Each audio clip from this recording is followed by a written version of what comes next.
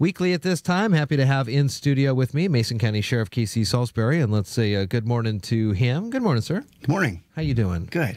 Let's start first with some news we heard during the overnight in Hoodsport stabbing between potentially some neighbors is what I'm hearing on the Twitter feeds. Can you have any more on that this morning? Well, actually, it's still under investigation. Our folks are still out there at the scene and still interviewing people in the area and continuing to put that together. Look for some more information throughout the morning on that. The kind of a joint force between Mason County Sheriff and the police department catching the alleged sleeper creeper in town, and that was a good joint effort between you and the Shelton Police. Yeah, outstanding. We just moved over into our special operations group, and that came up, and the city officers and the county deputies and the detectives got together on that, and just it was old-fashioned police work. Just a really good job of putting things together and identifying little pieces of information that paint the whole picture, and it was just a super job by the combined efforts of both agencies. You can stop whenever you can't really talk about this, but was it a piece, maybe two pieces from each of the six people that all kind of combined to a web of an idea of who this Well, there was a common thread.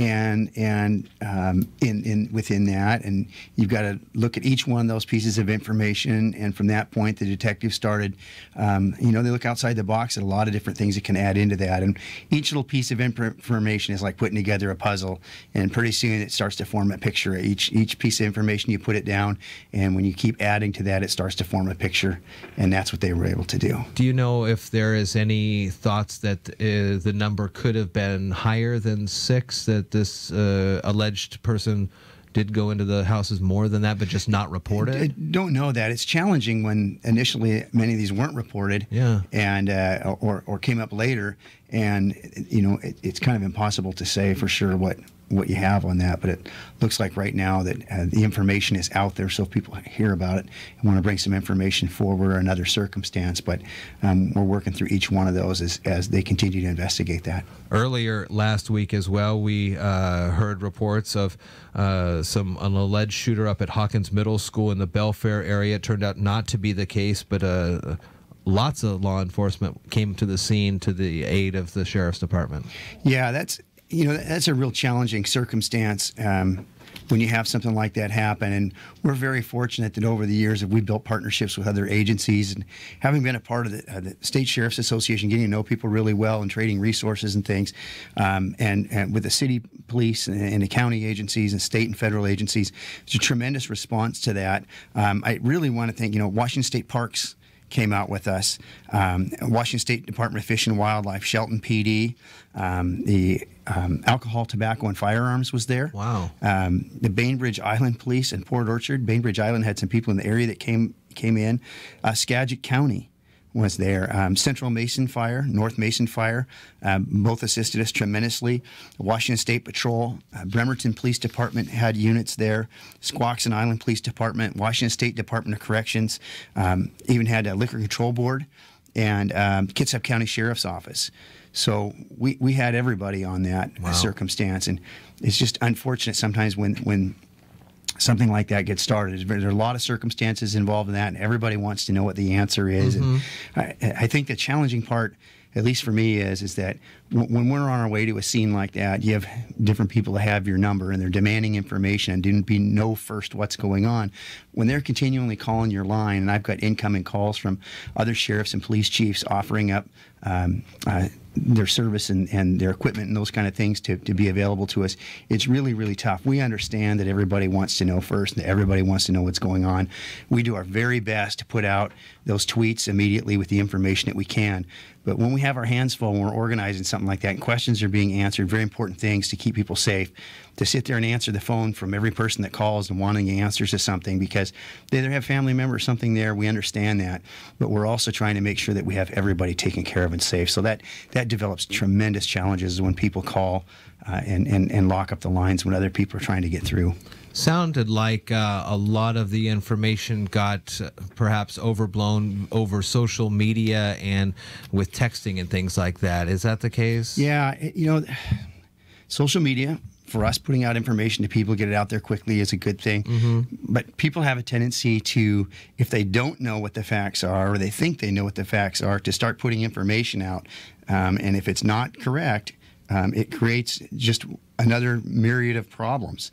And so it's not helpful when people are putting out what they think happened or what they heard might have happened, and they don't know what the facts are. And that information, once it gets out there, it doesn't come back, and it's very, very tough to overcome that when you're out there trying to deal with the circumstances. Is this something that parents should talk to their kids about, teachers should talk to their kids about, or you guys in law enforcement go to the schools and talk to the kids about proper distribution of information? I don't know. Maybe it's just social etiquette with social media, but it just seems as though on a lot of different circumstances, in a lot of different areas, just not here, people think they know something, they put out a piece of information, and it gets blown all over the place, and it's very tough to track that.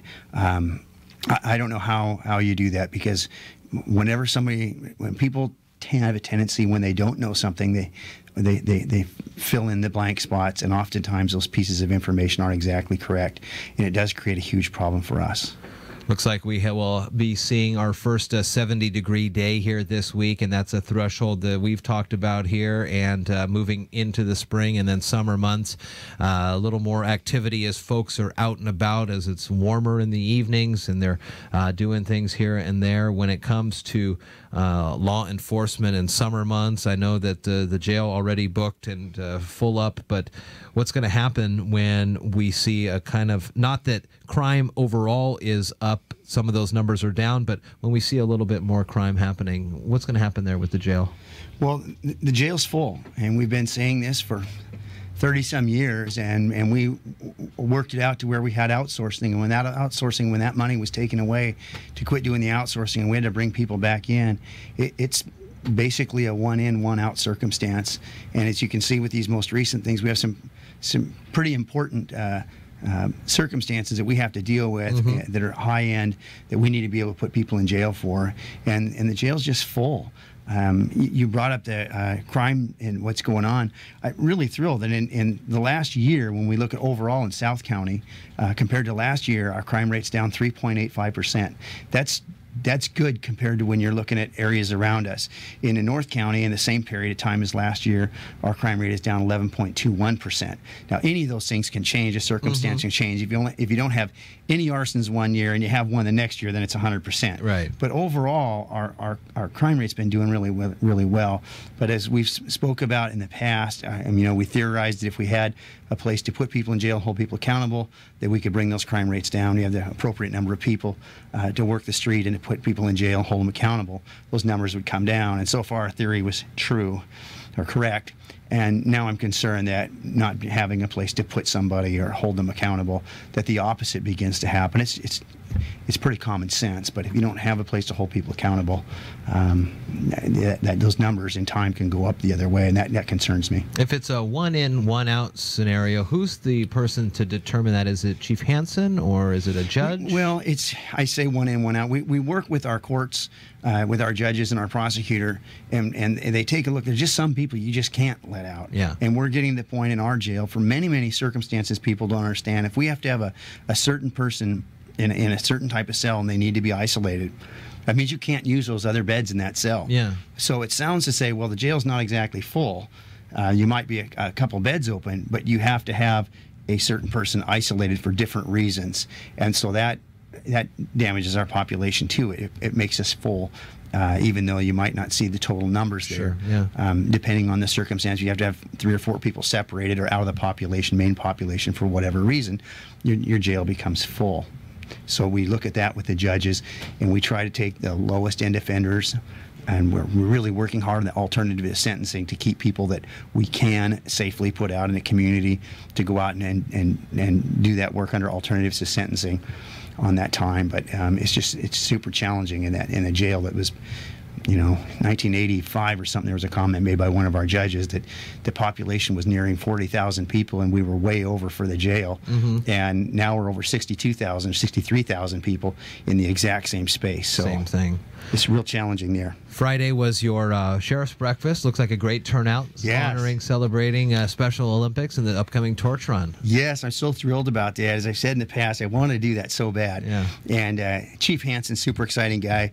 I said, we got to get into this. And Chief Hansen threw our name in the hat at the state meeting, and off we're going to the races with it. And it's just such a thrilling thing to be able to go out and raise money and do things for some folks that really deserve it. It's going to be a great program. I was thrilled to have the Commissioner Schutte came out supporting that, and it was really great because we had members representing the Thurston County Commission came out. The commissioners of Thurston County supporting us on these issues, and all the different agencies were there, and it was a great morning for us all.